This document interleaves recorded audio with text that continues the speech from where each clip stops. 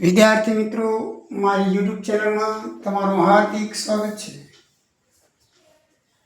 હવે આપણે આગળ સ્વાધ્યાય 1.4માં જોઈએ તો આપણને સમય અને અસમય સંખ્યાનું વર્ગીકરણ કરવાનું કીધું છે. મિત્રો, સમય સંખ્યા અને અસમય સંખ્યાનું વર્ગીકરણ કેમ થાય તો આપણે જોઈ ગયા છીએ કે સમય સંખ્યા એટલે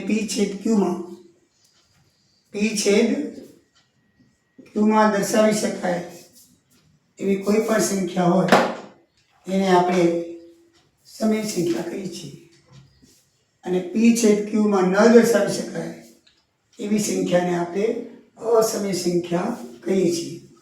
એટલે યાદ રાખવા માટે તમારે અંશ અને છેદમાં દર્શાવી શકાય એવી સંખ્યાઓને સમય સંખ્યા કહે છે, અને અવિભાજ્ય સંખ્યાના જે વર્ગમૂળ હોય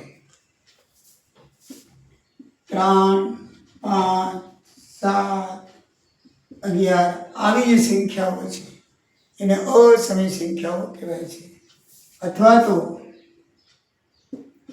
આવી રીતે વારંવાર પુનરાવર્તિત થતી ન હોય, આ 1, 100, 1000, 10,000 એમ થતી હોય તો એવી સંખ્યાને પણ અસમય સંખ્યાઓ કહેવામાં આવે છે.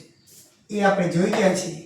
તો મિત્રો, આપણે એનું વર્ગીકરણ કરવું હોય તો સૌથી પહેલી 2 ઓછા વર્ગમૂળ 5 છે. 2 ઓછા વર્ગમૂળ 5. તો આમાં સમય અને અસમય સંખ્યા બંને ભેગી છે. સમય અને અસમય સંખ્યા બંને ભેગી હોય એટલે હંમેશા અસમય સંખ્યા કહેવાય. કેવી કહેવાય? અસમય સંખ્યા. સમય અને અસંખ્ય આપણે જોઈ ગયા. સમય અને અસંખ્યાનો સરવાળો, બાદબાકી, ભાગાકાર, ગુણાકાર હંમેશા અસમય સંખ્યા આવે. શું આવે? અસમય સંખ્યા. આ સમય અને અસમય સંખ્યાની બાદબાકી છે, માટે એ અસમય સંખ્યા કહેવાય. પછી નંબર 2, 3 વત્તા વર્ગમૂળ 23 કૌંસમાં છે. કૌંસ બાર એ વર્ગમૂળ 23 બીજી વાર છે. તો મિત્રો, આનું સાદુરૂપ આપીએ તો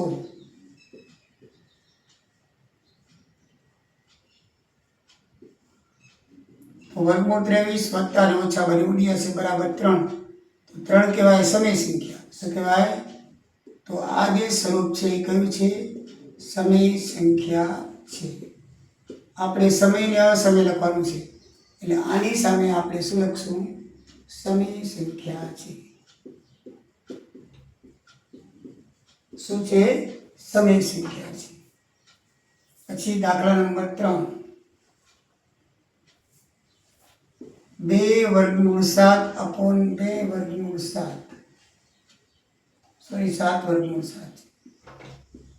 તો વર્ગમૂળ 7 વર્ગમૂળ 7 ઉડી જાય તો બરાબર 2 સત્તાંશ આવે. એટલે આ સંખ્યા પણ કેવી છે? સમય સંખ્યા છે. કેવી છે? સમય સંખ્યા છે.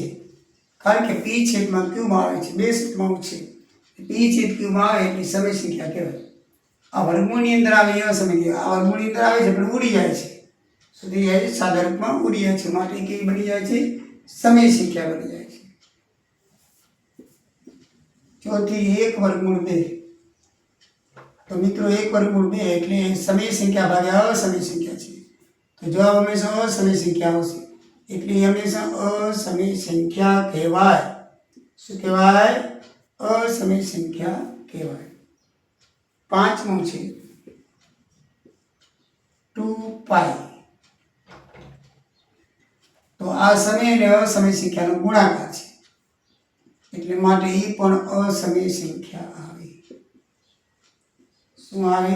અસમય સંખ્યા. પાઈ અસમય સંખ્યા છે, 2 સમય છે, બંનેનો ગુણાકાર અસમય સંખ્યા આવે. એટલે આ પણ કેવી છે? અસમય સંખ્યા છે. પાઈની કિંમત અસમય છે, માટે અસમય. એ વર્ગમૂળ 2 ની કિંમત અસમય છે, માટે અસમય. અહીંયા અસમય સમય છે પણ બંને ઉડી જાય છે, ખાલી સમય સંખ્યા 2/7 વધે છે એટલે સમય કહેવાય. આનું સાદુરૂપ આપી તો વર્ગમૂળ 23 ઉડી જાય છે, એટલે 3 જે વધે એ સમય સંખ્યા છે, માટે આખી સંખ્યાને સમય સંખ્યા કહેવાય. આમાં અસમય અને સમય સંખ્યાની બાદબાકી છે, એટલે અસમય સંખ્યા કોઈ પણ સંખ્યા સાથે જોડાયેલી હોય અને સાદુરૂપ ન આવતું હોય તો એ અસમય સંખ્યા કહેવાય. તો મિત્રો, તમને સમય અસમય સંખ્યાની અંદર ખબર પડી ગઈ હશે. દાખલા નંબર 2 જોઈએ તો બરાબર છે, જોઈ લો, સમજણ પડી ગઈ હશે. બરાબર. દાખલા નંબર 2 ની અંદર તમે જુઓ તો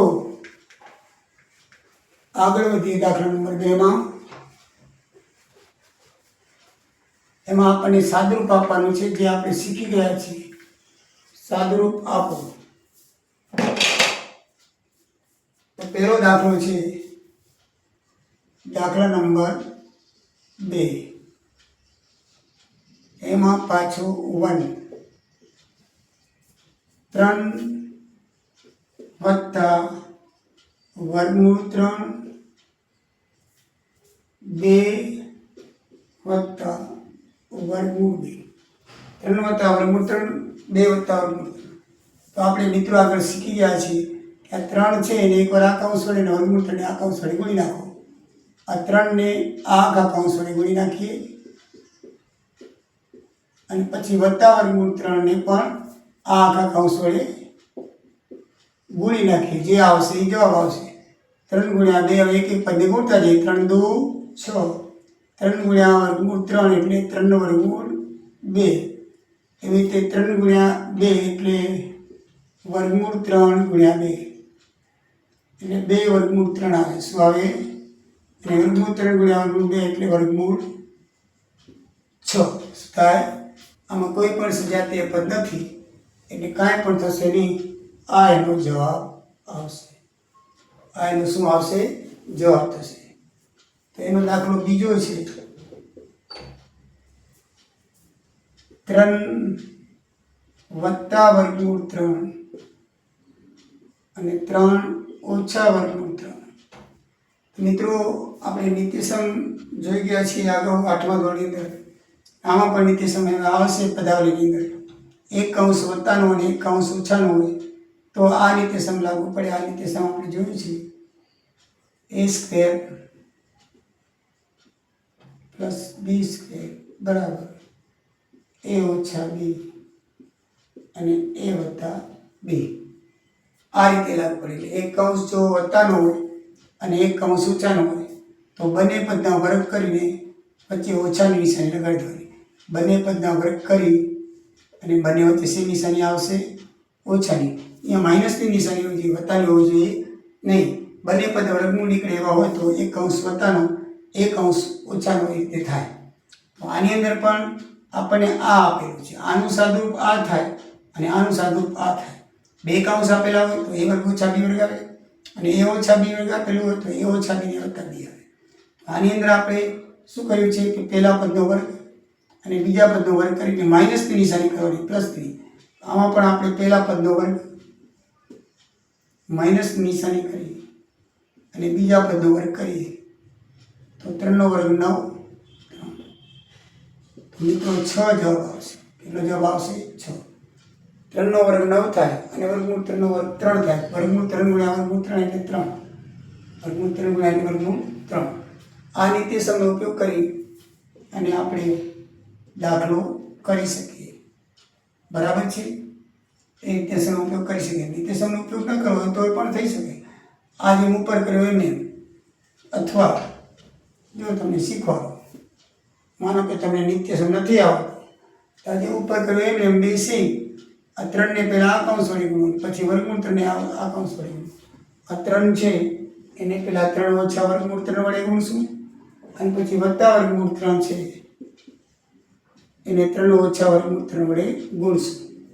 તમે માનો કે નિત્યસમ યાદ નથી અને આ રીતે છે તો કાંઈ પહેલું પદ છે એના આખા કૌંસ વડે ગુણો, બીજા પદને આખા કૌંસ વડે ગુણો. તો આપણે પહેલા પદને 3 ને આ કૌંસ વડે ગુણશું, વર્ગમૂળ 3 ને પણ આ કૌંસ વડે ગુણશું. 3 તેરી 9. 3 ગુણ્યા ઓછા વર્ગમૂળ એટલે ઓછા 3 વર્ગમૂળ 3.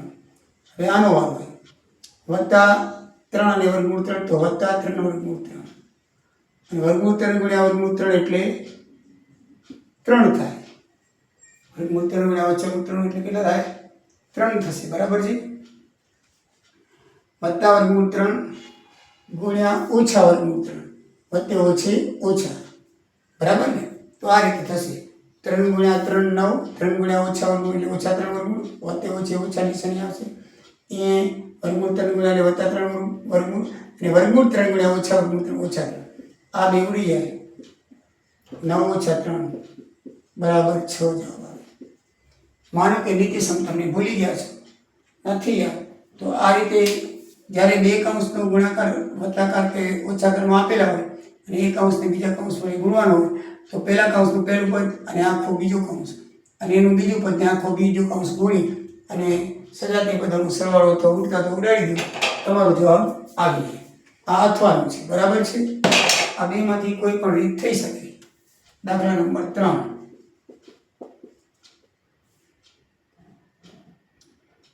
વર્ગમૂળ 5 વત્તા વર્ગમૂળ 2 હોલ સ્ક્વેર અપૂર્ણાંકની પદાવલી છે. એનું નિત્યસમ આ પ્રમાણે છે x વત્તા y કૌંસનો વર્ગ હોય તો x સ્ક્વેર વત્તા 2xy વત્તા y નો વર્ગ. આમ હોય તો આમ લખાય ને આમ હોય તો આમ લખાય. નેક્સ્ટ ચેપ્ટરમાં આપણને આવશે આ જ નિત્યસમ એટલે આપણે બરાબર સમજી લઈશું.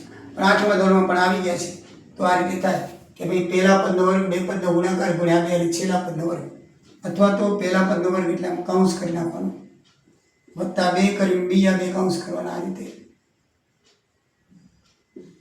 અને છેલ્લા કૌંસનો વર્ગ આમ પહેલા પદનો વર્ગ બે પદનો ગુણાકાર જે બે પદ આપ્યા હોય એનો ગુણાકાર આગળ 2 અને છેલ્લા પદનો વર્ગ તો આપણે પહેલા પદનો વર્ગ એટલે વર્ગમૂળ 5 નો વર્ગ આ બે પદનો ગુણાકાર એટલે વારાફરતી મૂકી દઈએ. બે તો નિત્યસમ છે નિયમના છેલ્લા પદનો વર્ગ વર્ગમૂળ 5 નો વર્ગ 5 થાય વર્ગમૂળ 5 ગુણ્યા વર્ગમૂળ 5 આ બધાનો ગુણાકાર 2 વર્ગમૂળ 5 વર્ગમૂળ 2 અને આનો ગુણાકાર કેટલા થશે 2 વર્ગમૂળ 2 ગુણ્યા વર્ગમૂળ 2 નો વર્ગ થશે 2 5 ને 2 7 7 વત્તા 2 વર્ગમૂળ 5 વર્ગમૂળ 2 આ એનો જવાબ આવે. સમજાઈ ગયું મિત્રો? તો આ રીતે તમને છે. દાખલા નંબર 4 જોઈએ તો દાખલા નંબર 4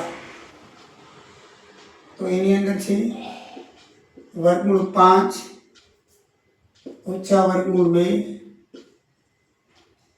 અને વર્ગમૂળ 5 વત્તા વર્ગમૂળ 2. મિત્રો દાખલા નંબર 2 જેવો છે આ જ નિત્યસમનો ઉપયોગ થઈ શકે. પહેલા પદનો વર્ગ કરી નાખો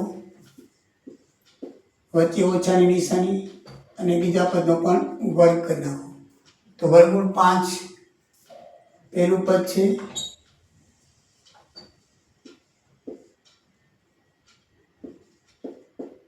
અને વર્ગમૂળ 2 બીજું પદ છે. વર્ગમૂળ 5 નો વર્ગ 5 વર્ગમૂળ 2 નો વર્ગ 2 5 માંથી 2 જાય તો 3 એટલે આ રીતે 3 તમારો જવાબ આવશે. તો મિત્રો આ રીતે સ્વાધ્યાય 1.4 નો દાખલા નંબર 2 અહીંયા પૂર્ણ થાય છે. તો આમાં સમજણ ન પડી હોય તો મિત્રો કહેજો. સમજણ ન પડવા જેવું તો કાંઈ છે નહીં, તમને બધાને ખબર પડી ગઈ હશે બરાબર છે. તો મિત્રો આ રીતે થઈ શકે. આ બેનો ગુણાકાર તમારે કરવો હોય તો કરી શકો. 5 દુ 10 તો વર્ગમૂળ 10 પણ આમ લખવું હોય તો લખી શકાય. 2 વર્ગમૂળ 10 આમ પણ લખવું હોય તો લખી શકાય છે. તમારે જવાબમાં ગુણાકારમાં તમે કોઈ પણ કરો 2 વર્ગમૂળ 5 ગુણ્યા વર્ગમૂળ 2 એટલે 2 વર્ગમૂળ 10 આવે એ રીતે પણ તમારે લખવું હોય તો લખી શકો છો બરાબર. x ગુણ્યા y દાખલા તરીકે x ગુણ્યા y લખવું હોય અથવા xy લખવું. આ બે સેમ છે. આ બે કેવા છે? સેમ છે. એનું કોઈ ગમે તે રીતે લખી શકાય છે. એનો કોઈ તમને મિનિંગમાં કોઈ ફેરફાર થતો નથી. તો મિત્રો આ રીતે 1.4 નો દાખલા નંબર 2 પૂર્ણ થાય છે. દાખલા નંબર 3 ઉપર જઈએ તો મિત્રો દાખલા નંબર 3 ની અંદર લખેલું છે એ પરીક્ષામાં ક્યારેય પૂછાતું નથી બરાબર છે, પણ આપણે સમજવું જરૂરી છે. પરીક્ષામાંથી ક્યારેય પણ આજ સુધી એ દાખલો પૂછાયો નથી, પણ તમારે સમજવો જરૂરી છે. એટલા માટે તમને હું સમજાવી દઉં છું. દાખલા નંબર 3 ની અંદર એવું લખ્યું છે કે પાઈને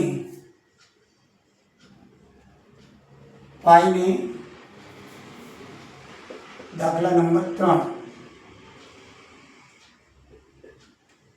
પાઈને એક વર્તુળના પરિઘ સી અને તેનો વ્યાસ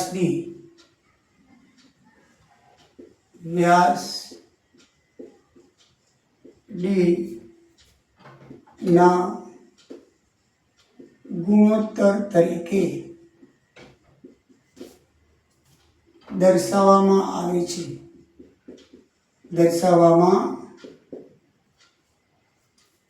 આવે છે. એટલે કે આ રીતે પાઈ બરાબર C/D તે વિરોધાભાસી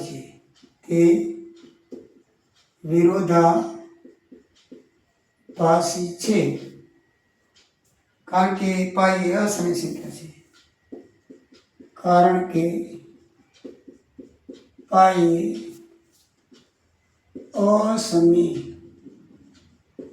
સંખ્યા છે.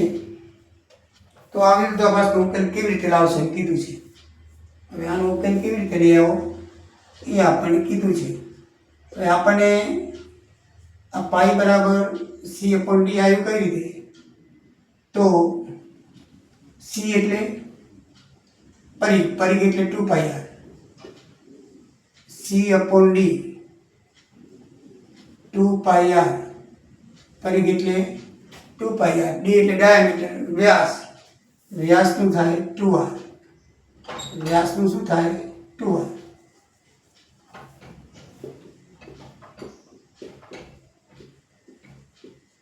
બે ગુણ્યા ત્રિજ્યા, વ્યાસ એટલે 2 ગુણ્યા ત્રિજ્યા, બે ઉડી જાય, r ઉડી જાય, એટલે પાઈ બરાબર C/D આવ્યું. આ કઈ રીતે આવ્યું એ તમને ખબર પડી ગઈ.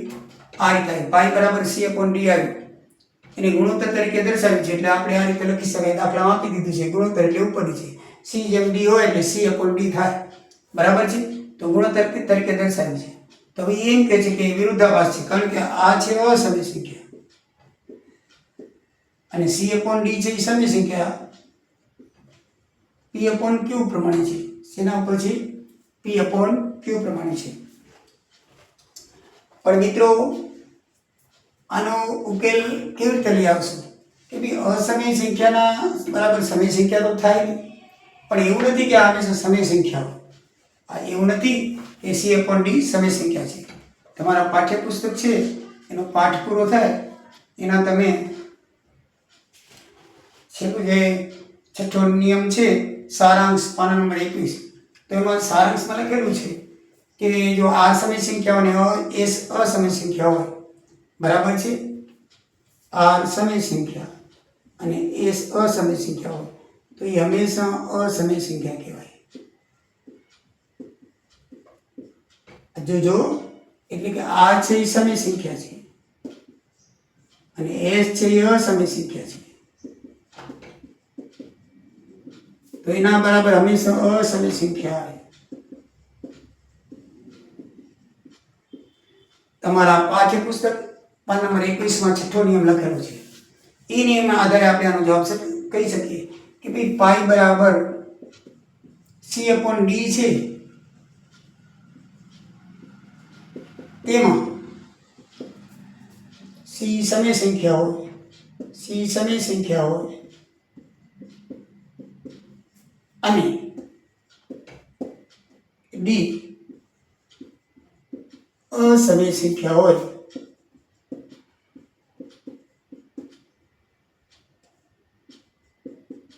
હોય તો પાઈ બરાબર C/D થાય. આ એનો જવાબ થાય કારણ. આ એનું શું થાય? કારણ. કારણ કે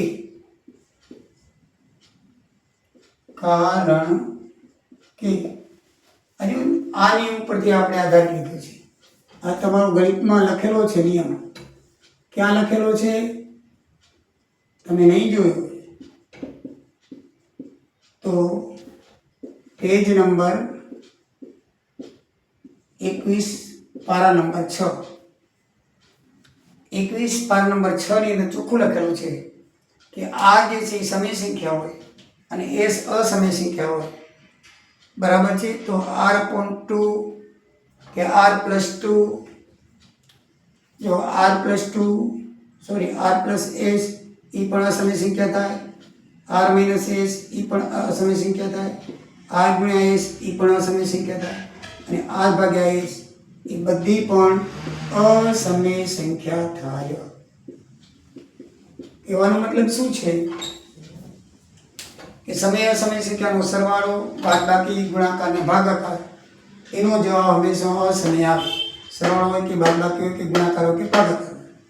અહીંયા આપણે અસમય સંખ્યાના ભાગાકાર તરીકે આ ઉપર સમય લઈએ c અને આને અસમય લઈએ તો આ બરાબર થઈ શકે. આ અસમય સંખ્યા થાય તો આ અસમય સંખ્યા થાય. તમારે આ લખવાનું નથી. તમને આ જે રાઉન્ડવાળી ચર્ચા છે એ લખવાની નથી. એ મેં તમને સમજાવવા પૂરતી લખી છે. તમારે ખાલી આ જ કારણ લખવાનું છે જવાબની અંદર. એટલે હવે મિત્રો તમને ખબર પડી ગઈ હશે કે CD ક્યાં થાય? તો C છે તમારું પરિઘ એટલે 2πr, D એટલે ડાયામીટર વ્યાસ 2 ગુણ્યા r, 2 ને ઉડી એટલે પાઈ રહી એટલે પાઈ બરાબર CD ક્યાંથી આવ્યું? એટલે આ થાય. તમને એમ થાય ગુણોત્તર છે એટલે આ બરાબર આ એટલે કે આ પાઈ બરાબર CD વિરોધાભાસી છે એમ આવે તો પાઈ બરાબર CD કેવી રીતે થાય? તો આ રીતે વિરોધાભાસી છે એ વાત સાચી છે કારણ કે આ સમય સંખ્યા તો સામે સમય સંખ્યા કેમ P છે Q છે પણ એવું નથી કે C છે D એ સમય સંખ્યા હોઈ શકે. આ રીતનું હોય C સમય હોય અને D અસમય હોય તો આ પણ અસમય સંખ્યા કહેવાય. તો અસમય સંખ્યા અસમય સંખ્યા થઈ શકે માટે પાઈ બરાબર C/D થાય. બરાબર છે? તો મિત્રો તમને સમજણ પડી ગઈ હશે. હવે દાખલા નંબર 4 લઈએ તો દાખલા નંબર 4 લઈએ તો 4 ની અંદર ઘણા વિદ્યાર્થીઓને તકલીફ પડે છે. તકલીફ જેવું કાંઈ છે નહીં, એકદમ ઇઝી અને સરળ છે. મિત્રો તમને આવડી જાય એવું છે. નોટબુક પેન્સિલ લઈને બેસી જાઓ, પરિકર લઈ લો હાથમાં એટલે આ દાખલો તમને આવડી જશે. બધાએ તમે મારી સાથે કરતા જજો. બરાબર છે? તો દાખલા નંબર 4 ની અંદર તમને વર્ગમૂળ 9.3 ની સંખ્યા રેખા પર દર્શાવો. મિત્રો એકદમ ઇઝી અને સરળ છે. સૌથી પહેલા તમે 9.3 ની રેખા દોરો. મારી સાથે કરતા જશો તો તમને ઇઝી પડશે. મારી બોર્ડની અંદર તમને દેખાડવા માટે મોટી રેખા દોરવી પડે એટલે હું દોરું છું પણ તમારે 9.3 ની દોરવાની છે. કેટલાની દોરવાની છે? 9.3. બરાબર છે?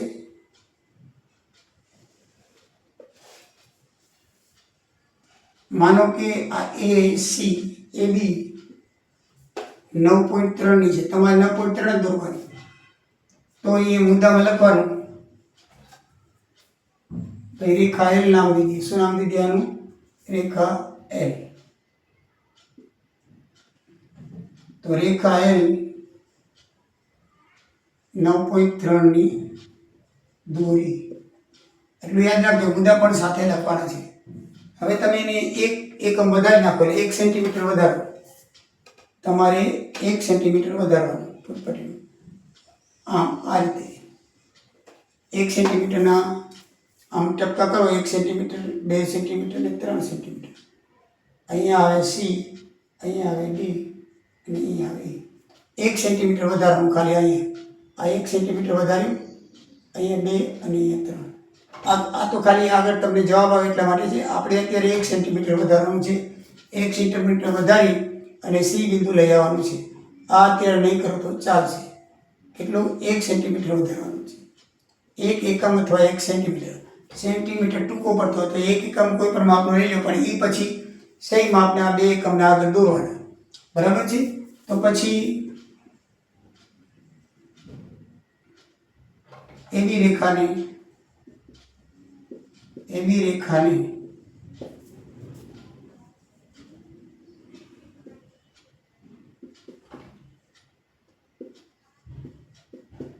પહેલો મુદ્દો રેખા 9.3 સેન્ટીમીટર દોરી આપણે, અને હવે 1 સેન્ટીમીટર લંબાવી સી બિંદુ દોરો. સી બિંદુ દર્શાવો. એટલે આપણે 1 સેન્ટીમીટર દોરી અને આપણે એને સી બિંદુ લખ્યું. હવે મિત્રો તમારે શું કરવાનું છે? જો આ પરિકર લેવાનું છે. પરિકર હાથમાં લઈ લો તમે, અને પરિકરથી તમારે એસીનું મધ્યબિંદુ દોરવાનું છે. એસીનું મધ્યબિંદુ. તો કોઈ પણ રેખાનું મધ્યબિંદુ દોરવું હોય તો તમે કઈ રીતે દોરો છો? હું તમને આ બાજુ રફમાં દર્શાવી દઉં કે ભાઈ આ રેખા છે, આનું મધ્યબિંદુ દોરવું હોય એવી રેખાનું, તો અડધાથી વધારે માપ લેવાનું. કેટલાથી? અડધાથી વધારે. આટલું માપ. અડધાથી વધારે માપ લઈ એક ચાપ ઉપર આમ, એક ચાપ નીચે, પછી બી બાજુ પણ એક ચાપ ઉપર આમ અને બીજો ચાપ અહીંયાથી આમ. એટલે આ રીતે ચાપ થાય આમ. અને આ બે બિંદુ જે આવે ત્યાં છેદો, અને આ જે હોય એ હંમેશા મધ્યબિંદુ હોય. એ શું હોય? મધ્યબિંદુ હોય. તો તમારે પણ મિત્રો એક અને રાખી, બરાબર છે? અને અડધાથી વધારે કેવું લેવાનું? અડધાથી એ બિંદુ કર્યા. આ બીસી જેટલું માપ છે એટલે આમ આશરે અડધાથી વધારે આ રીતે લેવાનું. પછી એક ચાપ ઉપર મારો, એક ચાપ નીચે મારો, પછી બીસીથી આમ લેવું સી બિંદુમાંથી એક ચાપ ઉપર આમ મારો અને એક ચાપ નીચે આમ મારો. એટલે આપણે આમ થશે, એક ચાપ આમ, એક ચાપ આમ. બીસીનો એક ચાપ આમ ને એક ચાપ આમ. એટલે આ રીતે તમારા 2 ચાપ થશે. 2 ચાપ થયા પછી તમે બંને બિંદુને સાધી નાખો. બંને બિંદુને સાધી નાખો. અહીં આમ અને અહીંયા આ રીતે સાંધશો. અહીં જે બિંદુ આવે એને પી નામ દો. અહીં જે આવે એને શું નામ દો? પી. એટલે એસીનું મધ્યબિંદુ પી છે. એસીનું મધ્યબિંદુ શું છે? પી છે. હવે આપણે અર્ધવર્તુળ દોરવાનું છે. એને એપી જેટલી ત્રિજ્યા લેવી. કેટલી? એપી જેટલી ત્રિજ્યા માપી લો.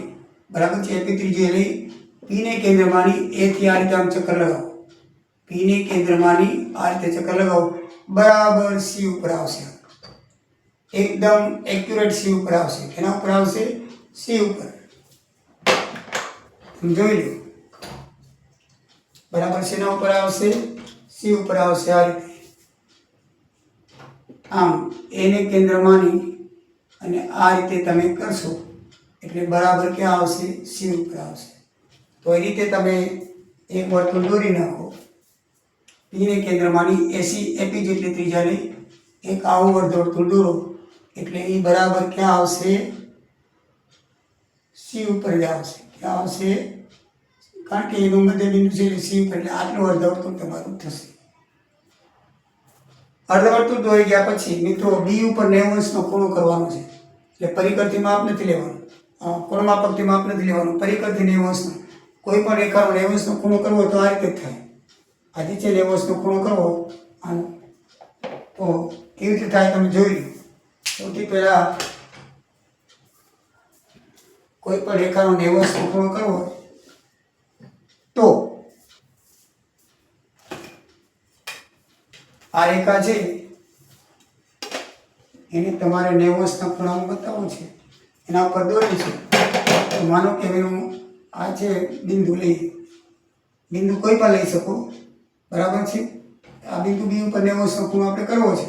તો એ બિંદુ લઈ અને આ બાજુ ગમે એટલી ત્રિજ્યા, એક બાજુ આમ કરો, આ રીતે એક બાજુ એક ચાપ અહીંયા મારો આમ, અને બીજો ચાપ આ બાજુ આમ મારો. પછી આ ચાપ જેટલું આમ અંતર લઈ, એક ચાપ ઉપર એક ચાપ નીચે, પછી આ પર એક ચાપ ઉપર અને એક ચાપ નીચે. આની જેમ બિંદુ આ લેવાના એ અને પી, એક ચાપ ઉપર એક ચાપ નીચે, પછી આ બેને સાંધો એટલે આ 90° ખૂણો બને. તો બી ઉપર આપણે 90° ખૂણો લેવાનો છે. તો મિત્રો એક ચાપ આમ, એક ચાપ આમ બી ઉપર મારો, નાનકડો ચાપ લઈને આ રીતે આમ બી ને કેન્દ્ર માની એક ચાપ આમ અને એક ચાપ આમ. હવે આટલી ત્રિજ્યા લેવાની. કેટલી લેવાની? આટલી. આટલી ત્રિજ્યા લઈ એક ચાપ આમ મારો, એક ચાપ નીચે મારો, પછી આ બિંદુ પરથી એક ચાપ આમ મારો અને એક ચાપ આ રીતે મારો, એટલે તમારો આ રીતે થાય. અને હવે એ બંનેને તમે છેદો આમ આમ આ રીતે જોડી દો. આ વર્તુળને છેદવી જોઈએ, ધ્યાન રાખજો. જ્યાં વર્તુળને છેદી ત્યાં એમ નામ આપો અથવા એમ નામ આપો, એમ નામ, બરાબર છે. એમ નામ આપો. તો આપણે મુદ્દા લખતા જઈએ. બિંદુ સી બિંદુ લંબાવ્યું, પછી 3 એસી રેખાનું મધ્ય બિંદુ આપણે પી ની રચના કરી, પી ની રચના કરી એમ લખવાનું. પી ની રચના કરી, કઈ રીતે કરી? અર્ધવર્તુળ લગાવી અને પછી ઉપર નીચે ચાપ લગાવી આ રીતે, અને આપણે કરી. ત્યાર પછી શું લખવાનું? ચોથા નંબરમાં એપી ત્રિજ્યા લઈ, એપી જેટલી રેખા, એપી જેટલી ત્રિજ્યા લઈ એક અર્ધવર્તુળની રચના કરી. જે રેખા એલ ને ક્યાં છેદે છે? સી માં, સી માં છેદે છે. એટલે આજે આપણે રચના કરી એ ક્યાં છેદે? સી. પાંચમું બિંદુ બી બિંદુ પર 90° આ ખૂણો બન્યો. 90° ખૂણાની રચના કરી. શું કરી? રચના કરી. 90° ખૂણાની રચના કરી એટલે આ જે ખૂણો બન્યો, બરાબર છે. રચના કરી જ્યાં છેદે, જ્યાં રેખા છેદે તે ને એમ નામ આપ્યું. શું નામ આપ્યું? એમ નામ આપ્યું. જ્યાં રેખા છેદી એને શું નામ આપ્યું? એમ નામ આપ્યું. બરાબર છે. એમ નામ આપ્યું. અહીંયા આપણે એક લંબ દોર્યો, 90° ખૂણાની બિંદુ પર લંબની રચના કરી એમ લખશો તો આવશે. બિંદુ પર લંબની રચના કરી. બરાબર. બી ને લંબની રચના બિંદુ બી પર, બી ને લંબની, બી ને લંબ ની રચના કરી. બરાબર. બિંદુ બી પર બી ને લંબની રચના કરી. બિંદુ બી પર બી ને લંબ 90° ખૂણાની રચના આપણે કરી. પછી હવે મિત્રો તમારે શું કરવાનું છે? આ બીએમ છે ને એ 9.3 થશે. બીએમ નું માપ શું થશે? 9.3. હવે તમારે બી ને કેન્દ્ર માની એમ જેટલું માપ લેવાનું. બીએમ જેટલું. જો બી ને કેન્દ્ર માનવાનું ડીને કેન્દ્રમાં માની એમ જેટલી ત્રિજ્યા લઈ અને આ રીતે એક ચાપ દોરવાનો, જે એમ રેખાને જે બિંદુએ છેદે ત્યાં તમે એમ નામ આપી દો. બરાબર છે? આમ એક લોખંડવાળી રાખી પછી આ રીતે આમ આ બિંદુ જે આવશે એ 9.3 આવશે. શું આવશે? છઠ્ઠું લખી નાખીએ કે ભાઈ ડીએમ જેટલી ત્રિજ્યા લઈ ડીએમ જેટલી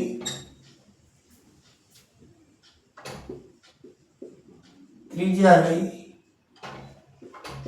રેખા એલ ઉપર એક ચાપ દોરો. એક ચાપ દોરો. જ્યાં છેદે ત્યાં એન નામ આપો.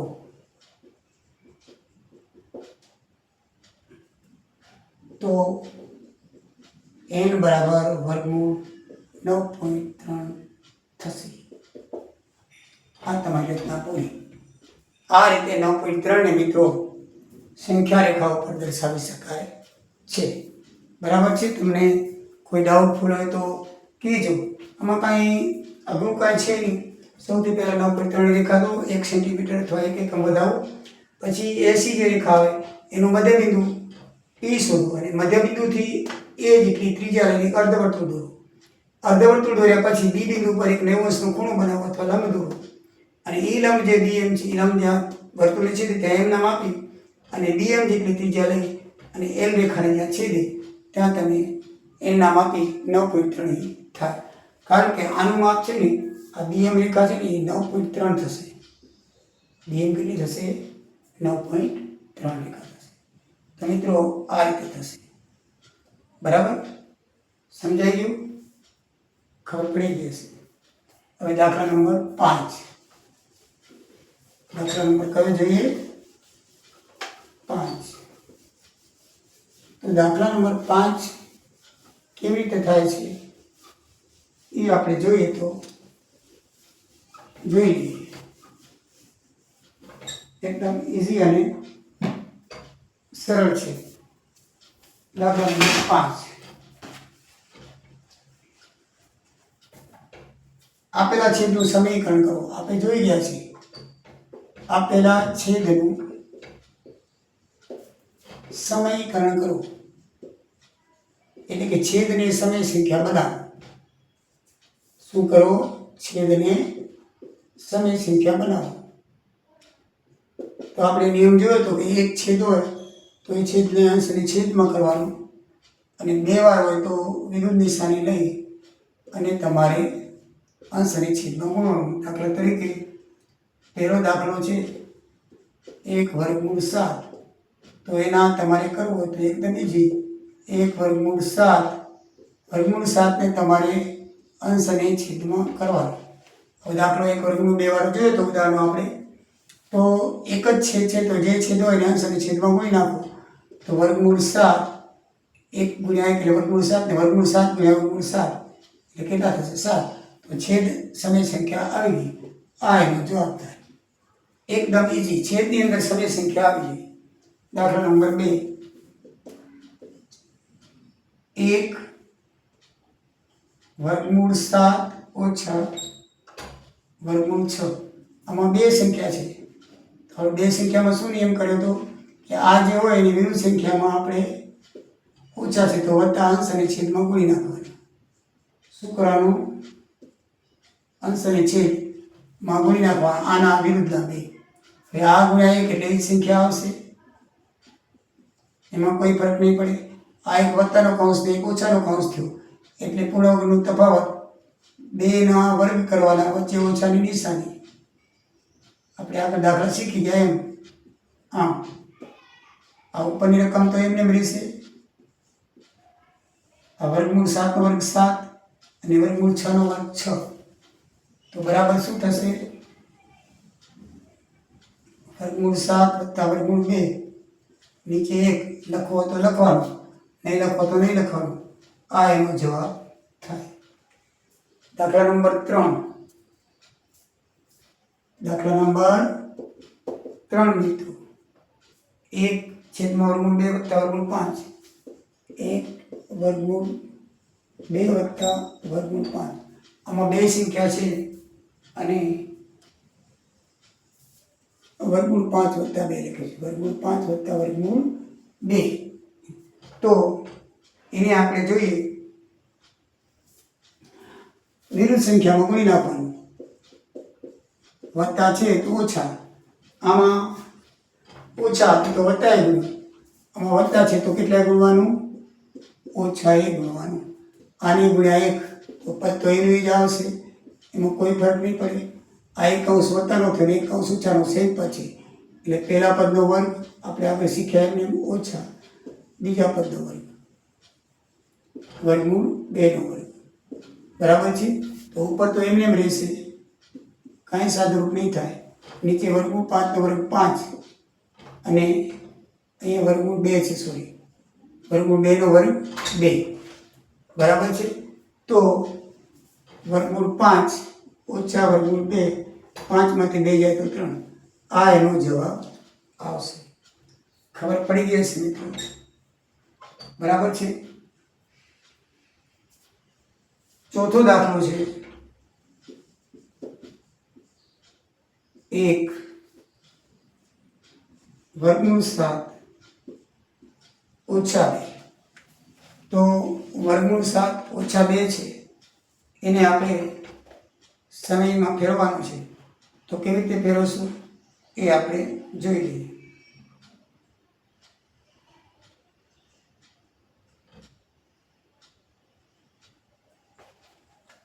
અહીંયા વર્ગમૂળ 7 વત્તા 2 વડે ગુણશું અને એ વર્ગમૂળ 7 ઓછા 2 ના વર્ગ કરી નાખશું. પછી કરશું અહીંયા પણ વર્ગમૂળ 7 વત્તા 2 આવશે. બરાબર છે. તો આ ઓછાનો કૌંસ તો આપણે વત્તા વત્તા વડે ગુણી નાખવાના. આને ગુણ્યા 1 એટલે એ જ આવશે, એમાં કોઈ ફરક પડશે નહીં. આમાં આપણે એક વત્તાનો કૌંસ છે, એક ઓછાનો, એટલે બંનેના વર્ગ કરી વચ્ચે ઓછાની નિશાની કરશું આ રીતે.